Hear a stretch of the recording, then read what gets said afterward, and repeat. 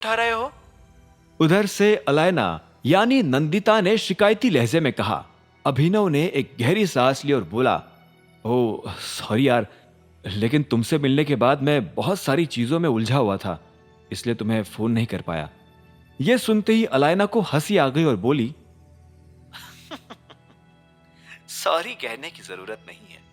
तुम्हें तो पता है मैं कभी तुम्हारे ऊपर नाराज नहीं हो सकती। मुझे तो बस तुम्हारी चिंता हो रही थी। और वैसे तुम्हारी जानकारी के लिए बता दूं कि मेरे पास भी काम की कोई कमी नहीं थी। अच्छा, तो अब तुम कब मिलने वाली हो? फिलहाल तो नहीं, मैं बाहर हूं। बाहर? बाहर मतलब? बाहर मतलब मैं गुड़गांव में नहीं हूं, इटली आई हूं। अच्छा, तो तुम वापस कब आने वाली हो?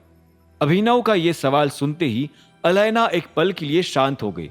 उसने एक गहरी सांस ली और बोली, मुझे आने में कम से कम 4 महीने लगेंगे। मैं यहाँ एक कंपनी के काम में काफी उलझी हुई हूँ। वैसे तुम्हें पता है तुम्हारे पापा की एक कंपनी इटली में भी है। यह सुनते ही अभिनव के होश उड़ गए। उसके पापा की कंपनी, और वो भी इटली में? मेरे मेरे पापा की? इससे पहले कि अभिनव अपनी बात पूरी कर पाता, उधर से अलायना ने कहा, हाँ, और वो भी बहुत बड़ी। मुझे लगता है कि तुम्हारे पापा जाने से पहले ये कोशिश कर रहे थे कि उनकी एक ना एक कंपनी हर देश के अंदर हो, और वो काफी हद तक इस प्लान में सक्सेसफुल भी हो गए थे। शायद इसीलिए उन लोगों ने उन्हें टारगेट बनाया। अलायना के मुंह से यह बात सुनते ही अभिनव के जहन में फिर से वो रात ताजा हो गई थी और उसका दिल जोरों से धड़कने लगा था। उसने बात बदलते हुए अलायना से पूछा, तुम लोगों ने पता करने की कोशिश की कि मेरे पापा को किसने मारा था? अलायना ये सवाल सुनकर एक पल के लिए शांत हो गई और फिर बोली, अभिनव, तुम्हारे पापा को किसी ने मारा नहीं था। उनकी मौत कार एक्सीडेंट में हुई थी। वो जिस कार में बैठे थे उसका एक्सीडेंट हुआ था। एक्सीडेंट होने की वजह से उसमें आग लगी और उनकी डेथ हो गई। ये सुनते ही अभिनव को एक और झटका लगा। उसकी आंखों के आगे वो रात और वो हादसा इतना ताजा था जैसे अभी थोड़ी देर पहले ही हुआ हो। उसे अच्छी तरह से पता था कि अलायना जो कह रही थी वो सच नहीं था।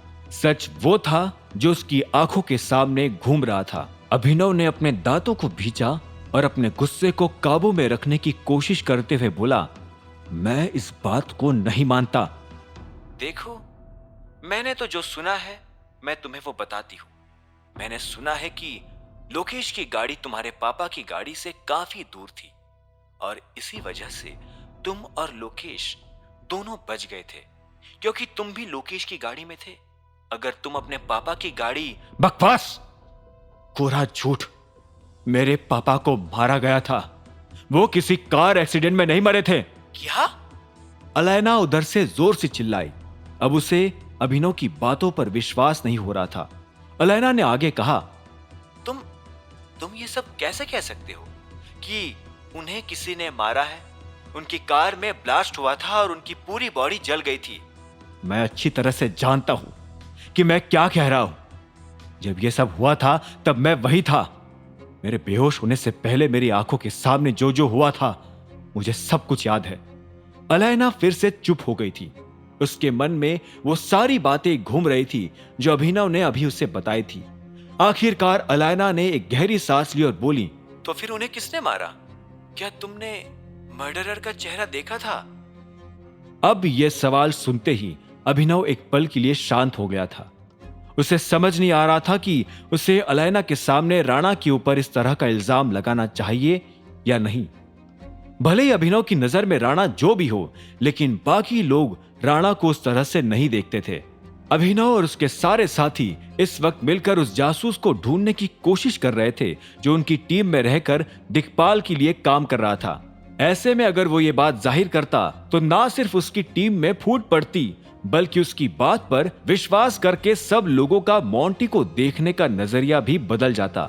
इसीलिए जब तक अभिनव के पास इस बात के सबूत नहीं होते कि ये काम राणा ने ही किया था, तब तक अभिनव ये बात सिर्फ अपने और मोंटी के बीच तक ही रखना चाहता था। वो नहीं चाहता था कि इस बात का बुरा असर टीम के किसी और आदमी पर भी हो। आगे की कहानी जानने के लिए देखें अगला एपिसोड सिर्फ पॉकेट एफएम के यूट्यूब चैनल पर और द रिटर्न ऑफ टाइगर के सारे एपिसोड्स को सुनने के लिए डिस्क्रिप्शन में दी लिंक से डाउनलोड करें पॉकेट एफएम ऐप।